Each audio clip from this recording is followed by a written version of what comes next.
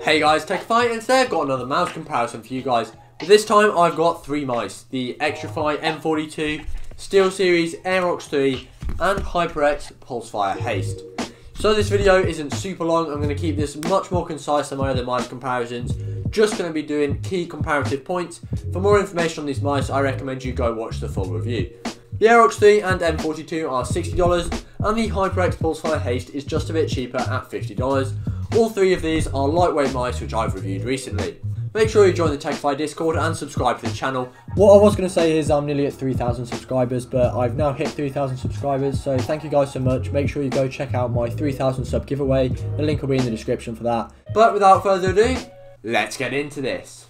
As I mentioned, these mice are all very lightweight. In fact, the Aerox 3 and M42 claim to be just 59 grams, whereas the Aerox 3 is just 57 grams. However, in reality, on my scales, the M42 weighed in at about 63-ish grams, 61 grams for the Aerox 3, and 59 grams for the Pulsefire Haste. That's kind of what I expect because most of the manufacturers' claimed weights are without the cable. Either way, all three of these mice are super light, they all feel really agile, and I can't really notice a difference weight-wise. Despite them all being roughly the same weight, build quality is a different story. If you watched my Aerox 3 review, you know I wasn't too pleased with the build quality, because squeezing it, one, doesn't sound nice, and two, changes the DPI, and I am very aware that you don't squeeze them out while gaming, but my main point is one, the other mice don't do this, and two, it can happen while gaming. If it's flat on the desk with not much force at all, I'm really put in as much force as I would to click a primary mouse button to do that, and I think that's absolutely ridiculous. On the other hand, the other two mice are built super solidly, even the M42 with its replaceable shells, which I'll get onto. So I had no issues with the build quality on the M42 or Pulsefire Haste, and I was very impressed with those. Size wise, they're all pretty similar and all pretty small. So the Pulsefire Haste is 124mm long, 67mm wide and 38.2mm tall. The M42 is a lot smaller at just 118mm long, 63mm wide and 38mm tall. The Aerox 3 is somewhere in the middle. It's 120mm long, 67mm wide, which is about the same as the Pulsefire Haste, and 37.8mm tall at the highest point. From this, it should be fairly obvious that if you've got massive hands, then none of these mice should be for you. And that leads me right onto the shape, which is ultimately the most important thing for you when buying a mouse. It doesn't matter about all the other features if the shape does not suit you, your hand size and your grip style. Since all these mice are small and semi-ambidextrous, if you're a palm user, then I don't think any of these mice will be for you. Even if you've got really small hands, I'd still go look at an ergo mouse and something that's slightly bigger. If you're a fingertip user, all three of these mice should be okay in terms of shape.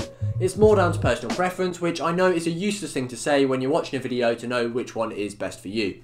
One thing to bear in mind though is the M42 and Pulsefire Haste have more straight sides in my opinion, whereas the ones on the Aerox 3 angle inwards a bit more. And personally, I find the M42 and Pulsefire Haste more comfortable for fingertip grip. Between these two, you've got to then think about your hand size and what you prefer, as the Pulsefire Haste is noticeably wider in hand than the M42. I don't usually fingertip, but I think if you've got bigger hands, then probably the Pulsefire Haste, and smaller hands, go for the Xtrfy M42. For claw, this is something I personally use, and therefore I can talk about this more. And once again, all three of these mice should be fine for claw, whether you're more aggressive or relaxed.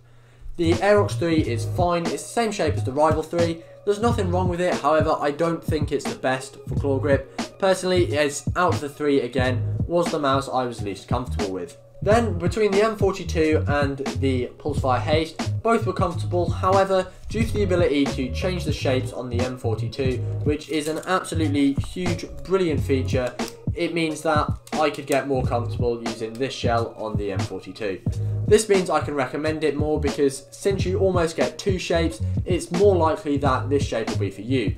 So if the extra $10 isn't that important to you, then I think the advantage of being able to change the shape on the M42 really sets it apart. For the sensor, it's fairly clear cut as an order of which of these mice is best. The Aerox 3 had a terrible sensor, it didn't feel amazing, it's the same one as in the cheap $30 Rival 3, except this one is positioned near the back and it meant it had a really high lift-off distance of about 11 playing cards, and it did not feel nice to use in game. Watch my review for more information on that. For the remaining two mice, the Xtrfy M42 has a great PMW 3389, which has a super low lift-off distance of just 3 playing cards. I can only speak highly of this sensor, it feels really nice. The one in the HyperX Pulsefire Haste is a little bit more budget. It's a PMW 3335 and it does therefore have a slightly higher lift-off distance of 5 playing cards. That being said, that's still really low and personally is not high enough that I have any issues with it, and the sensor did a perfect job. So despite the fact that the one in the M42 is undeniably better, I doubt anybody will have any problems with the one in the Pulsefire Haste. That being said, I have heard that some people have noticed some DPI deviation in the Pulsefire Haste, which means, let's say you said it's 800 DPI, it actually is 840 DPI. While this isn't an issue for me because you're going to get a new mouse, it's going to feel different anyway and you'd adjust to it, that may be something that bothers you, so if you're someone like that, then just bear that in mind when looking at the Pulsefire Haste. For the feet, it's a very similar story again. The ones on the Aerox 3 are horrendous. I mean, I'll see if you can hear it now. They do not sound nice, they do not feel nice, the feet really aren't that good, and I can't say much positive about the feet on the Aerox 3. On the M42 and Pulsefire Haste, both the feet are really good. I personally think the ones on the M42 are just a smidge better, but both are really good and you won't really need to change feet on either of these mice. They both are really smooth and I really like them both. For the cables, it's slightly different order, but the Aerox 3 is still in last place with its removable USB Type-C cable. It's just a little bit stiffer than the other ones and really isn't what good for a $60 mouse. There's so many great cables on mice that are cheaper than the Aerox 3. This time though, the M42 is in second place. The cable isn't bad and I don't want it to come across as that when I bring that up as the con of this mouse, but it isn't quite as good in my opinion as the one on the Pulsefire Haste or other $60 mice such as the XM1. The cable on the HyperX Pulsefire Haste I've described in the past as the best stock cable I've experienced on a mouse, and I stand by that. It's super flexible, super lightweight, and I think it's the best cable out of these three mice by a decent margin. For the side buttons and scroll wheel, there is nothing too significant to say in terms of comparisons, so go check out the full review of any of these mice you're interested in if you want to hear more about them and a little sound test. I will however talk about the primary mouse clicks. So as usual, the ones on the Aerox 3 aren't very good. They're fine in terms of the way they click, but they do have quite a bit of post-travel and pre-travel, which was enough to annoy me in games.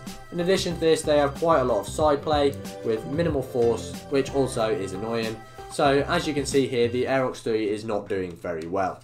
For the M42 and Pulsefire Haste, both the clicks are very good. If I had to pick a favourite this time, it'd go to the Pulsefire Haste, but that's not really by any significant margin. Both felt really nice. Here's a little sound test quickly of the left click and right click on the Pulsefire Haste, and then for the M42, similarly again, the left click and the right click. Finally, for the lighting, on the Pulsefire Haste, the scroll wheel lights up, that's it, it's RGB, looks pretty cool, it's quite subtle.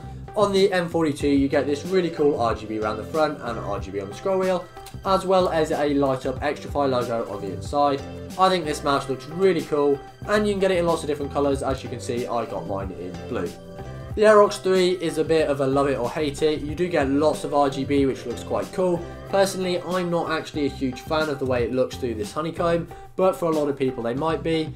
So, see what you think and form your own opinion. But to round it all off, I think don't buy the SteelSeries Aerox 3. It's what I said in my review. I ranked it lowly in my mouse tier list, which you should definitely check out after this video.